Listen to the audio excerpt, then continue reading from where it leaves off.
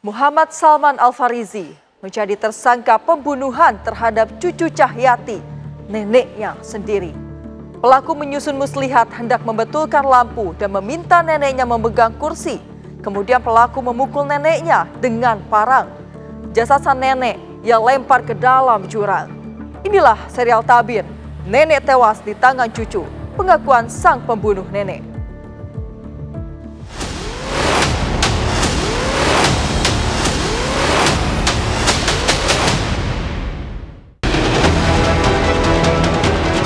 Siangnya masih kesini lagi, masih nggak ada.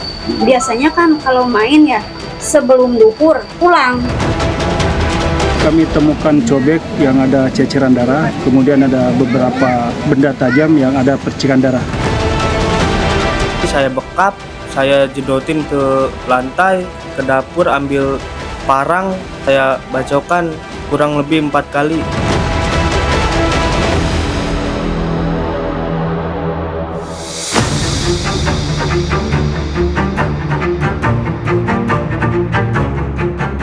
Muhammad Salman Al-Farizi kini menjadi tersangka pembunuhan terhadap cucu Cahyati, warga Ciamis, Jawa Barat.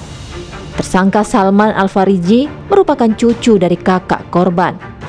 Pelaku tega menghabisi nyawa korban karena sakit hati kerap dimarahi korban serta kesal tidak diberi makan dan uang jajan oleh korban.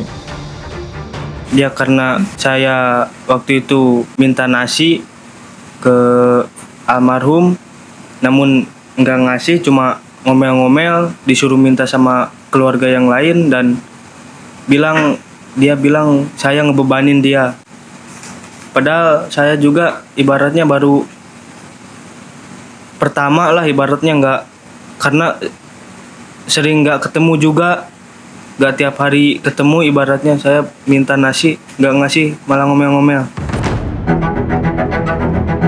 Sebelum pembunuhan terjadi, Salman dan korban sempat terlibat cekcok sehingga pelaku terbersit menghabisi nyawa korban.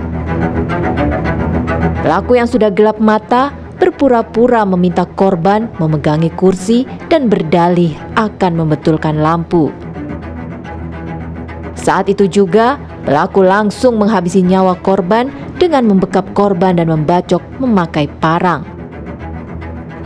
Kejadiannya di belakang rumah saya, pas cekcok itu minta nasi itu. Habis cekcok saya masuk ke dalam rumah dan saya ada niatan untuk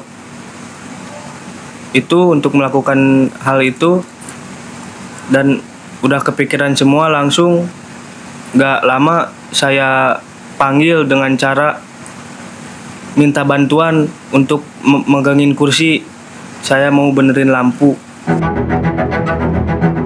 Saat korban tergeletak berlumuran darah, pelaku membalutnya dengan selimut dan membersihkan darah di lantai.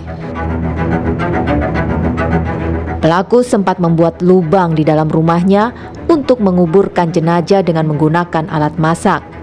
Namun dihentikan karena tanah di dalam rumah keras. Habis itu saya beres-beres, buang baju yang ada noda darahnya, saya bawa ke bawah, dilempar ke sungai. Dilempar ke sungai? Iya, dilempar ke sungai. Habis itu saya siap-siap, beres-beres, nutupin semua rumah, pintu kacanya dikunci semua. Habis itu saya pulang ke rumah teman. Waktu beranjak siang, pelaku menaruh jenazah korban di ranjang kamar, lalu pergi.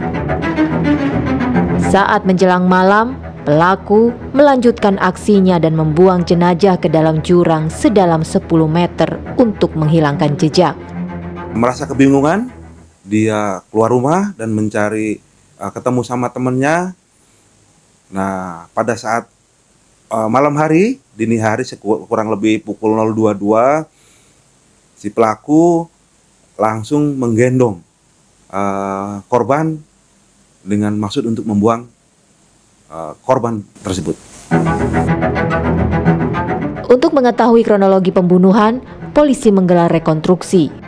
Ada sebanyak 28 adegan yang diperagakan. Jadi menggunakan sabit di bagian kepala atas, ya. Jadi kepala bagian atas di tempurung kepala itu ada 4 kali kalau tidak salah. Ya, 4 kali. Kelima kalinya mau dipukul lagi, sabitnya lepas dari gagangnya.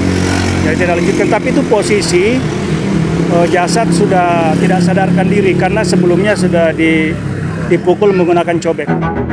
Dalam rekonstruksi terkuak fakta baru, jika dalam pemeriksaan pelaku mengaku membacok dengan pegangan parang, namun dalam rekonstruksi pelaku membacok dengan bilah parang.